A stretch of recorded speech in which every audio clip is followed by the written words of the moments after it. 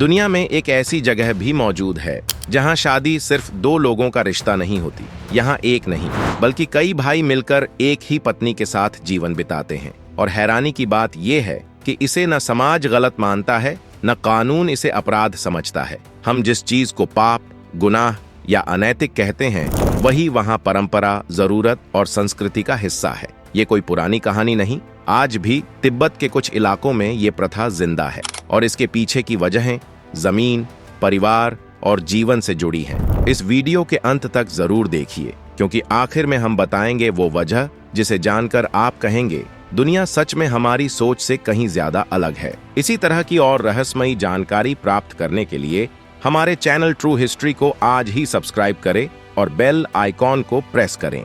तिब्बत, कल्पना से परे की भूमि। तिब्बत को अक्सर दुनिया की सबसे आध्यात्मिक भूमि कहा जाता है, लेकिन इस पहचान के पीछे एक बेहद कठोर सच्चाई छुपी हुई है। तिब्बत दुनिया के सबसे ऊंचे और कठिन इलाकों में से एक है। इसे रूफ ऑफ द वर्ल्ड कहा जाता है क्योंकि यहाँ की औसत ऊंचाई समुद्र तल से लगभग 14,000 फीट से भी ज्यादा है। इतनी ऊंचाई पर ऑक्सीजन कम होती है, मौसम ज्यादातर ठंडा और रूखा रहता है और सामान्य जीवन जीना आसान नहीं होता। यहाँ की जमीन ज्यादातर पथरीली, बर्फीली और सूखी है। खेती के लिए उपजाऊ जमीन बहुत सीमित है और जो थोड़ी बहुत जमीन है वही परिवारों की पूरी आजीविका का आधार बनती है। साल के कई महीनों तक तापमान शून्य से नीचे चला जाता है, जिससे न तो हर फसल उगाई जा सकती है और न ही बार बार जमीन बांटने की गुंजाइश रहती है। यही वजह है कि तिब्बत में सदियों तक जमीन सबसे कीमती संपत्ति रही है। ऐसे माहौल में जीवन सिर्फ भावनाओं से नहीं बल्कि व्यवहारिक फैसलों से चलता है। यहाँ परिवार टूटना नहीं बल्कि साथ रहना जरूरी था। अगर हर पीढ़ी में जमीन भाइयों के बीच बांटी जाती तो कुछ ही पीढ़ियों में वो जमीन इतनी छोटी हो जाती कि किसी का गुजारा संभव नहीं रहता। इसी कठोर सच्चाई ने तिब्बत के समाज को वो रास्ता चुनने पर मजबूर किया जिसे बाहर की दुनिया आज भी गलत नजर से देखती है। और यहीं से जन्म लेती है एक ऐसी परंपरा जिसे समझे बिना दुनिया ने सिर्फ जज किया। आइए इसे अच्छे से समझते हैं। तिब्बत की कुछ पारंपरिक और ग्रामीण इलाकों में एक अनोखी प्रथा देखने को मिली जिसे फ्रेटर्नल पॉलीएंड्री कहा जाता है। इसका मतलब है एक महिला की शादी एक ही परिवार के कई भाइयों से होती थी। सुनने में यह चौंकाने वाला जरूर लगता है, लेकिन इसे किसी तरह की अराजकता या अनैतिकता के रूप में नहीं देखा जाता था। असल में इसका मुख्य उद्देश्य परिवार और जमीन को एकजुट रखना था। तिब्बत जैसे ऊंचे और ठंडे क्षेत्रों में खेती योग्य जमीन बेहद सीमित होती थी। अगर हर भाई अलग अलग शादी करता और परिवार की जमीन बांट दी जाती तो कुछ ही पीढ़ियों में परिवार के पास इतनी जमीन नहीं बचती कि वे अपने जीवनयापन के लिए पर्याप्त हों। इसलिए भाइयों का एक ही पत्नी से विवाह करना जमीन को बांटने से बचाने और परिवार की स्थिरता बनाए रखने का व्यावहारिक तरीका बन गया। इस व्यवस्था में सभी भाई एक ही घर में रहते, एक साथ खेती और पशुपालन करते और घर चलाते थे। बच्चे किसी एक व्यक्ति की नहीं बल्कि पूरे परिवार की संतान माने जाते थे। इस समाज में पिता की व्यक्तिगत पहचान से ज्यादा परिवार की सामूहिक पहचान महत्वपूर्ण थी। एक आम गलतफहमी यह भी है कि यह प्रथा धार्मिक आदेश के तहत या महिलाओं पर जबरदस्ती थोपी जाती थी। हकीकत यह है कि यह पूरी तरह सामाजिक और आर्थिक वजहों से विकसित हुई थी। तिब्बत का प्रमुख धर्म बौद्ध धर्म है और इसमें इस तरह की शादी को न तो धार्मिक आदेश के रूप में बताया गया, न ही इसे आध्यात्मिक रूप से श्रेष्ठ माना गया। कई मामलों में यह व्यवस्था परिवार की सहमति से तय होती थी, जिससे महिला और बच्चों को भी आर्थिक और सामाजिक सुरक्षा मिलती थी। समय के साथ जैसे जैसे तिब्बत में शिक्षा, आधुनिक कानून और बाहरी दुनिया से संपर्क बढ़ा, यह प्रथा धीरे धीरे कम होती चली गई। आज के समय में फ्रेटर्नल पॉलीएंड्री बहुत ही दुर्लभ है और अधिकांश शादियां आधुनिक एक पति एक पत्नी की प्रणाली में होती हैं। असल में तिब्बत की पॉलीएंड्री को समझने का मतलब यह समझना है कि हर समाज अपने हालात के अनुसार नियम बनाता है। जो चीज बाहर से गलत दिखती है वह अंदर से सर्वाइवल स्ट्रैटेजी भी हो सकती है। यही वजह है कि तिब्बत की इस परंपरा को पाप कहने से पहले हमें उसके पीछे छुपी मजबूरी, इतिहास और परिस्थितियों को समझना जरूरी है। तिब्बत का अनोखा जीवन। तिब्बत दुनिया की सबसे ऊंची बस्तियों में से एक है। इतनी ऊंचाई पर ऑक्सीजन की मात्रा कम होती है और शरीर को सांस लेने में अतिरिक्त मेहनत करनी पड़ती है। यही कारण है कि तिब्बती लोग छोटे से छोटे काम में भी फिजिकल एंड्योरेंस और सहन शक्ति का अभ्यास बचपन से ही सीखते हैं। मौसम यहाँ अत्यंत ठंडा और कठोर है। गर्मियों में भी तापमान अक्सर 15 से 20 डिग्री सेल्सियस से ऊपर नहीं जाता और सर्दियों में -20 डिग्री सेल्सियस तक गिर सकता है। ऐसे मौसम में रोजमर्रा के जीवन के लिए प्लानिंग और डिसिप्लिन अनिवार्य है। लोग लंबी दूरी पैदल चलने, ऊंचाई में काम करने और पशुपालन जैसे कठोर कामों के लिए धीरे धीरे शारीरिक रूप से अनुकूल होते हैं। तिब्बत का मौसम केवल ठंडा नहीं बल्कि धूप और तेज हवा वाला भी है। ऊंचाई के कारण सूरज की किरणें बहुत तेज होती हैं। लोग अक्सर हाथ, मुंह और आंखों की सुरक्षा के लिए ट्रेडिशनल स्कार्व्स और गॉगल्स का इस्तेमाल करते हैं। लंबे समय तक धूप में रहने से स्किन प्रोटेक्शन और हाइड्रेशन की आदतें विकसित हुई हैं। हवा में नमी बहुत कम होने के कारण यहाँ की मिट्टी और पानी जल्दी सूख जाते हैं।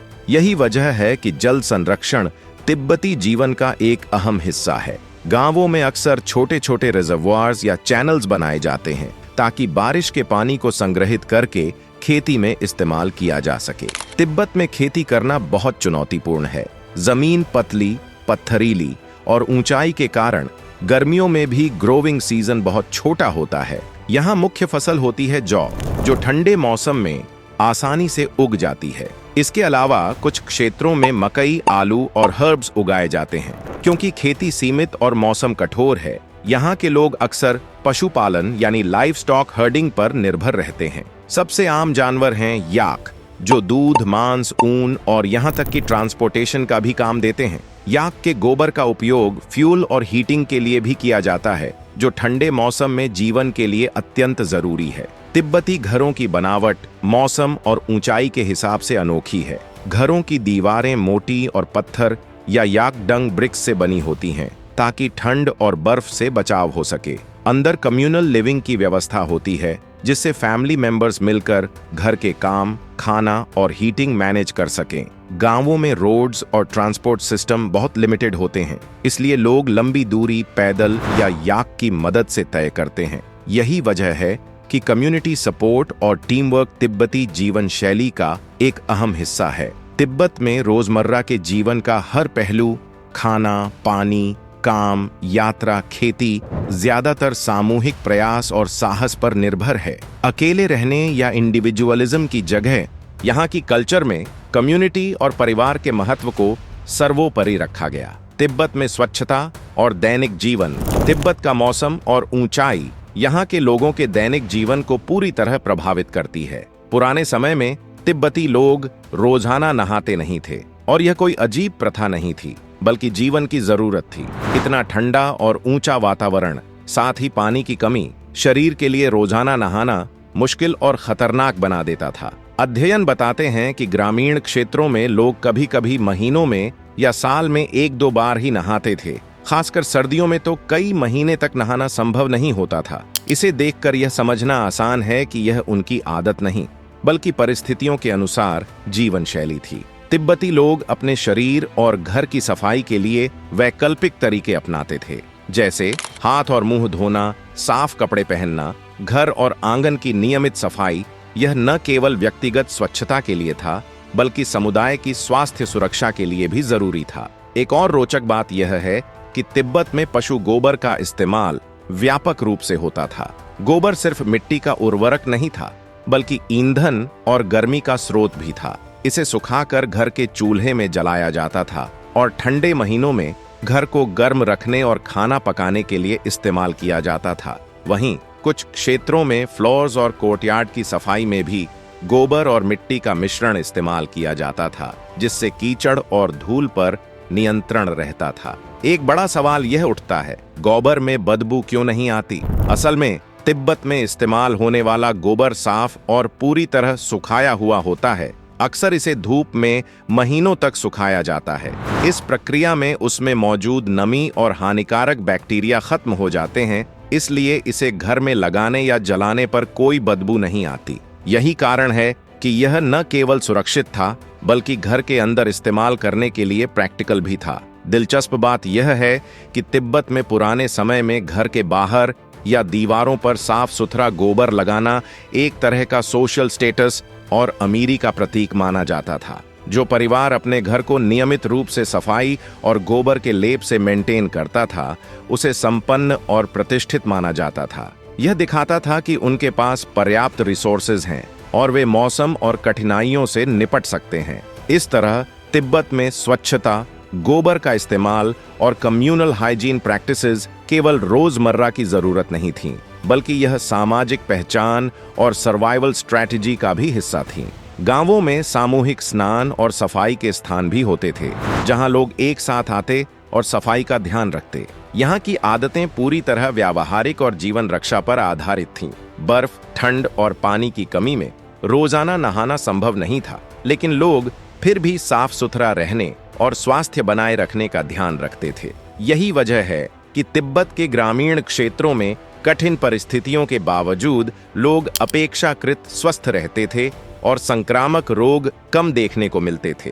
तिब्बती लोगों की यह जीवन शैली हमें यह सिखाती है कि परिस्थितियां और वातावरण किसी भी समाज की दिनचर्या और आदतों को आकार देते हैं, और जो चीज बाहरी लोगों को अजीब लगती है वह अक्सर सिर्फ व्यावहारिक आवश्यकता होती है। तिब्बत में खाने पीने की आदतें और जीवन रक्षा, तिब्बत का वातावरण और ऊंचाई जीवन को कठिन बनाती है। यहाँ की खेती सीमित और मौसम कठोर है, इसलिए खाना सिर्फ स्वाद के लिए नहीं बल्कि जीवित रहने और ऊर्जा पाने के लिए तैयार किया जाता है। तिब्बती लोग अपने भोजन को इस तरह बनाते हैं कि वह ऊर्जा से भरपूर, कैलोरी रिच और एक्सट्रीम क्लाइमेट सहने में सक्षम हो। चांपा, जौ का भुना हुआ आटा, तिब्बती खाने का सबसे आधारभूत और प्रमुख हिस्सा है चांपा। यह जौ का भुना हुआ आटा होता है जिसे अक्सर दही या गर्म बटर चाय के साथ खाया जाता है। चांपा खाने में हल्का, जल्दी पचने वाला और हाई एनर्जी होता है, जो लंबी दूरी की यात्रा, ऊंचाई में मेहनत और ठंड सहने के लिए आदर्श है। इसे जल्दी से तैयार किया जा सकता है, इसे बिना पकाए सीधे भी खाया जा सकता है। बच्चों और बूढ़ों दोनों के लिए पोषण का भरोसेमंद स्रोत चांपा तिब्बत की खाद्य संस्कृति की पहचान भी है। त्योहारों, यात्राओं और रोजमर्रा की जिंदगी में इसका इस्तेमाल आम है। बटर टी, ऊर्जा और गर्मी का स्रोत। तिब्बती लोग अपनी चाय में नमक और मक्खन मिलाते हैं, जिसे बटर टी कहते हैं। यह सिर्फ स्वाद के लिए नहीं होती, यह ऊर्जा, कैलोरी और गर्मी का स्रोत है। ठंडे मौसम में शरीर को गर्म रखने में मदद करती है। लंबी पैदल यात्रा और पहाड़ी मेहनत के दौरान डिहाइड्रेशन और थकान कम करती है। अक्सर घर में कम्युनल रूप से बनाया जाता है ताकि हर व्यक्ति को पर्याप्त मात्रा मिले। बटर टी में इस्तेमाल होने वाला याक बटर न केवल खाना स्वादिष्ट बनाता है, बल्कि हाई फैट कंटेंट से शरीर में एनर्जी स्टोर भी बढ़ाता है। याक का मांस और दूध। तिब्बत में याक सबसे महत्वपूर्ण पशु है। यह केवल ट्रांसपोर्टेशन का काम नहीं करता, बल्कि खाने पीने की जरूरतों का मुख्य स्रोत भी है। याक मीट प्रोटीन और आयरन का मुख्य स्रोत, ठंड में शरीर को शक्ति देता है। याक दूध कैल्शियम और प्रोटीन से भरपूर, बच्चों और बूढ़ों के लिए एसेंशियल न्यूट्रिशन। याक बटर और चीज, बटर टी में इस्तेमाल और खाने के लिए हाई एनर्जी फूड। याक से मिलने वाले ये उत्पाद न केवल पोषण देते हैं, बल्कि जीवन की मुश्किल परिस्थितियों में सर्वाइवल का आधार भी बनते हैं। इस तरह तिब्बती खाना परिस्थितियों के अनुसार विकसित हुआ और यह दिखाता है कि कैसे भोजन, पर्यावरण और जीवन शैली आपस में जुड़ी होती है। तिब्बत में धर्म और विश्वास। तिब्बत का प्रमुख धर्म बौद्ध धर्म है और इसका असर यहाँ की जिंदगी के हर पहलू पर देखा जा सकता है। तिब्बती लोग अपने जीवन को धार्मिक नियमों और कर्म के सिद्धांतों के अनुसार जीते हैं। उनका मानना है कि हर कर्म का परिणाम होता है और जीवन में सुख दुख इसी कर्म के अनुसार आता है। इसलिए यहाँ के लोग अपने व्यवहार, बोलचाल और दैनिक निर्णयों में धैर्य, संयम और सहनशीलता को महत्व देते हैं। तिब्बत के हर गांव, रास्ते और पहाड़ी इलाके में आप धार्मिक झंडियां और मंत्र रोलिंग व्हील देख सकते हैं। ये सिर्फ सजावट नहीं है, बल्कि लोगों के विश्वास और आध्यात्मिक जीवन का हिस्सा है। झंडियां हवा में लहराते हुए धार्मिक मंत्र फैलाती हैं और व्हील को घुमाने से शांति, पुण्य और प्रोटेक्शन की भावना बढ़ती है। गांवों और शहरों के केंद्र में मठ या गोम्पा होते हैं। ये केवल पूजा स्थल नहीं है, बल्कि सामुदायिक केंद्र की तरह काम करते हैं। यहाँ लोग पढ़ाई करते हैं, धार्मिक शिक्षा प्राप्त करते हैं और त्योहारों या सांप्रदायिक सभाओं के लिए एक साथ आते हैं। युवा यहाँ बौद्ध धर्म के मूल सिद्धांत सीखते हैं। बुजुर्ग यहाँ मेडिटेशन और रिलीजियस प्रैक्टिसेस करते हैं। समाज के सभी सदस्य विशेष अवसरों पर मठ में जुटते हैं। तिब्बत में धर्म और संस्कृति को जोड़ने वाले कई त्योहार मनाए जाते हैं, जो केवल धार्मिक नहीं बल्कि सामाजिक और सांस्कृतिक मेलजोल के अवसर भी होते हैं। प्रमुख त्योहारों में शामिल हैं लॉसर, तिब्बती नववर्ष, जहां लोग परिवार और समुदाय के साथ धार्मिक अनुष्ठान करते हैं। मोलम, प्रार्थना उत्सव, जिसमें लोग बड़े पैमाने पर आते और प्रार्थना और मंत्र जाप करते हैं। बटर स्कल्पचर फेस्टिवल, इसमें मक्खन की जटिल मूर्तियां बनाकर भगवान और परंपराओं का सम्मान किया जाता है। इन त्योहारों में धार्मिक अनुष्ठान, नृत्य, मंत्र जाप और भेंट सामग्री शामिल होती है। यह केवल पूजा का माध्यम नहीं बल्कि सामुदायिक मेलजोल और सांस्कृतिक पहचान को मजबूत करने का तरीका भी है। व्यापार और बाहरी सामान, तिब्बत में व्यापार की सीमित व्यवस्था थी। पुराने समय में यहाँ से चाय, मसाले, कपड़े और अन्य जरूरी सामान बाहर के रास्तों से आते थे।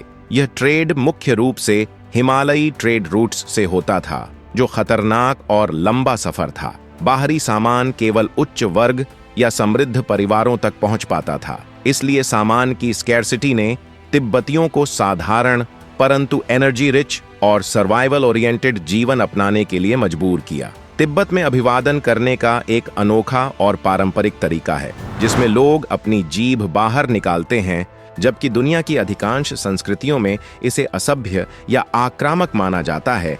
तिब्बत में यह विनम्रता, सम्मान और सद्भावना का प्रतीक है। इस परंपरा की जड़ें 9वीं शताब्दी तक जाती हैं और यह राजा लांगदरमा से जुड़ी हुई है। कहा जाता है कि लांगदरमा एक अत्यंत क्रूर शासक था, जिसने बौद्ध धर्म के अनुयायियों को सताया और उसकी जीभ काली होने के कारण लोग उससे डरते थे। स्थानीय लोग मानते थे कि यह दुष्ट राजा पुनर्जन्म लेकर किसी साधारण व्यक्ति के रूप में वापस आ सकता है और फिर से आतंक फैला सकता है। इसी भय से बचने के लिए मिलने पर लोग अपनी जीभ बाहर निकालने लगे, ताकि यह साबित किया जा सके कि उनकी जीभ काली नहीं है और वे लांगदरमा का पुनर्जन्म नहीं है। प्रारंभ में यह परंपरा एक अलौकिक सुरक्षा उपाय के रूप में शुरू हुई, लेकिन समय के साथ यह तिब्बत की सांस्कृतिक पहचान का हिस्सा बन गई। आज तिब्बती लोग इसी तरीके से एक दूसरे का स्वागत करते हैं और जीभ दिखाना केवल अभिवादन नहीं बल्कि जीवन में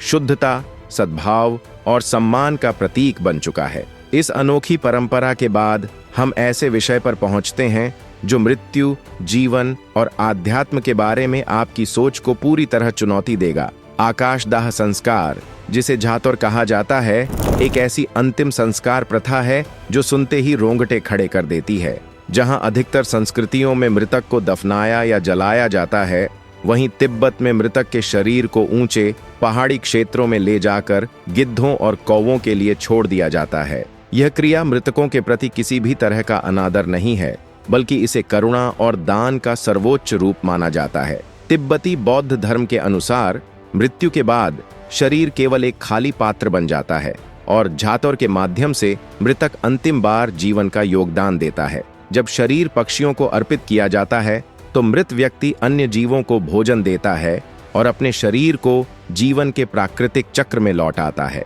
झातोर प्रथा उदारता और करुणा का प्रतीक है, जो जीवन और मृत्यु की गहरी समझ को दर्शाती है। तिब्बत के विशाल पठार पर जीवन का एक बिल्कुल अलग और स्वतंत्र रूप मौजूद है, जो किसी स्थायी घर या पक्की नींव की परंपरा से परे है। यह जीवन शैली उन खानाबदोशों की है जिन्हें ड्रोपा कहा जाता है। ये लोग पत्थर के गांवों और उपजाऊ घाटियों से दूर खुले आकाश के नीचे अपना जीवन बिताते हैं। उनका कैलेंडर चरागाहों के बदलते रंगों में लिखा होता है और उनकी घड़ी सूर्य की गति के अनुसार अनंत आकाश में चलती है। इस गतिशील दुनिया के केंद्र में याक खड़ा है, जो केवल एक पशु नहीं बल्कि जीवन के अस्तित्व की आधारशिला है। याक का दूध मक्खन और पनीर में बदला जाता है, जिसे महीनों तक सुरक्षित रखा जा सकता है। उसकी मोटी ऊन से रस्सियां और अस्थायी तंबुओं की गहरी दीवारें बनती हैं। इसकी अपार ताकत पूरे परिवार और उनके सामान को एक चरागाह से दूसरे तक ले जाने में सहायक होती है। ड्रोपा लोग संपत्ति को स्थायी घरों में जमा की गई वस्तुओं से नहीं मापते, बल्कि उनके झुंड के स्वास्थ्य और आकार से और उस चरागाह की गुणवत्ता से मापते हैं जो हर मौसम में आकाश प्रदान करता है। उनके लिए घर केवल दीवारों और नींव वाला स्थान नहीं है, बल्कि परिवार और समुदाय की एकता है। यह एक गर्मजोशी और प्रेम का घेरा है जिसे वे किसी भी आकाश के नीचे फैला सकते हैं, चाहे वह स्थान कितना ही जंगली या दूरस्थ क्यों न हो। यही जीवन ड्रोपा खानाबदोशों का है, स्वतंत्र, गतिशील और प्रकृति के साथ पूरी तरह जुड़े हुए। विमानन की वो पहेली जो एयरलाइंस को हैरान कर देती है। धरती के अधिकांश हिस्सों में हवाई यात्रा संभव होने के बावजूद तिब्बत आज भी वाणिज्यिक विमानन के लिए लगभग एक नो फ्लाई जोन जैसा बना हुआ है। यह तब है जब आधुनिक विमान तकनीकी रूप से तिब्बत की सबसे ऊंची पर्वत चोटियों से भी अधिक ऊंचाई पर उड़ान भरने में सक्षम है। इसके बावजूद इस क्षेत्र के ऊपर उड़ान भरना एक साथ कई गंभीर खतरों को जन्म देता है, जो एयरलाइंस और पायलटों दोनों के लिए चिंता का विषय बन जाते हैं। सबसे पहली बड़ी समस्या हवाई अड्डों की बेहद सीमित संख्या है। तिब्बत के लगभग 25 लाख वर्ग किलोमीटर के विशाल क्षेत्र में 15 से भी कम ऐसे हवाई अड्डे मौजूद हैं जो वाणिज्यिक विमानों को संभाल सकते हैं, और उनमें से भी अधिकांश क्षेत्र की सीमाओं के पास स्थित हैं। विशाल मध्य इलाकों में मौजूद ल्हासा, गोंगर, शिगातसे और नगारी गूंसा जैसे हवाई अड्डे सैकड़ों किलोमीटर लंबे दुर्गम पर्वतीय क्षेत्रों से घिरे हुए हैं। यदि उड़ान के दौरान किसी यात्री को चिकित्सकीय आपात स्थिति का सामना करना पड़े तो पास में आपात लैंडिंग के लिए कोई व्यावहारिक विकल्प उपलब्ध नहीं होता। पायलटों के लिए सबसे बड़ा डर ऑक्सीजन से जुड़ा खतरा है। यदि विमान के केबिन का दबाव अचानक कम हो जाए तो ऑक्सीजन मास्क केवल 10 से 20 मिनट तक ही सांस लेने में सहायता कर पाते हैं। ये समय पायलटों को लगभग 3000 मीटर तक नीचे उतरने के लिए पर्याप्त होता है, जहां बिना बाहरी सहायता के सांस ली जा सकती है। लेकिन असली समस्या यह है कि तिब्बत का अधिकांश भूभाग स्वयं ही 3000 मीटर से अधिक ऊंचाई पर स्थित है, जिससे सुरक्षित आपात अवतरण लगभग असंभव हो जाता है। इंजन फेल होना एक और बेहद खतरनाक स्थिति पैदा करता है। आधुनिक विमान एक इंजन के सहारे भी उड़ान भर सकते हैं, लेकिन इसके लिए उन्हें अपने कुल भार के अनुसार एक निश्चित न्यूनतम सुरक्षित ऊंचाई तक उतरना पड़ता है। तिब्बत के ऊपर यह सुरक्षित ऊंचाई आसपास की पर्वत चोटियों से भी कम हो सकती है, जिससे विमान एक ऐसे जाल में फंस जाता है जहां से बाहर निकलने का कोई स्पष्ट रास्ता नहीं बचता। इन सब के अलावा एक अदृश्य दुश्मन भी मौजूद है। साफ दिखाई देने वाले आसमान में अचानक पैदा होने वाली अशांत हवाएं ऊंची पर्वत श्रृंखलाओं के कारण ऐसी अव्यवस्थित वायुधाराएं बना देती हैं जिन्हें रडार से हमेशा पहचाना या पहले से अनुमान लगाना संभव नहीं होता। ये अचानक और तेज वायु गतियां बिना किसी चेतावनी के विमान को सैकड़ों फीट नीचे धकेल सकती हैं, जिससे विमान और उसमें सवार यात्रियों दोनों के लिए गंभीर खतरा उत्पन्न हो जाता है। वो चाय जो हजारों किलोमीटर की यात्रा करती है। तिब्बत अपनी प्रसिद्ध बटर टी के लिए जाना जाता है, जो वहां का पारंपरिक पेय है। लेकिन हैरानी की बात यह है कि यह देश एक भी चाय की पत्ती स्वयं नहीं उगा सकता। वही कठोर जलवायु जो हिमनदों के जल भंडार को सुरक्षित रखती है, चाय की खेती को पूरी तरह असंभव बना देती है। इसी कारण चाय को तिब्बत तक पहुंचने के लिए लंबा और जोखिम भरा रास्ता तय करना पड़ता है। यह चाय दुनिया के सबसे ऐतिहासिक व्यापार मार्गों में से एक टी हॉर्स रोड के माध्यम से तिब्बत पहुंचती है। व्यापारी लगभग 4000 किलोमीटर की कठिन यात्रा करते थे, जिसमें वे भारत और चीन से चाय लाकर उसके बदले मूल्यवान तिब्बती घोड़ों का व्यापार करते थे। यह यात्रा इतनी खतरनाक और चुनौतीपूर्ण होती थी कि टी हॉर्स रोड प्रसिद्ध सिल्क रोड जितनी ही ऐतिहासिक पहचान बना गई और मानव इतिहास के सबसे दृढ़ व्यापारिक प्रयासों का प्रतीक मानी जाने लगी। यही थे तिब्बत के वो वास्तविक और कम जाने पहचाने तथ्य, जो दिखाते हैं कि कैसे कठोर प्रकृति, सीमित संसाधन और गहरी आस्था ने मिलकर तिब्बती जीवन, संस्कृति और सोच को एक अनोखा रूप दिया। अगर आपको यह वीडियो जानकारीपूर्ण और रोचक लगा हो तो इसे लाइक जरूर करें। वीडियो को अपने दोस्तों और परिवार के साथ शेयर करें। ऐसी ही और वीडियो देखने के लिए हमारे चैनल को सब्सक्राइब करें और नोटिफिकेशन ऑन रखें। धन्यवाद।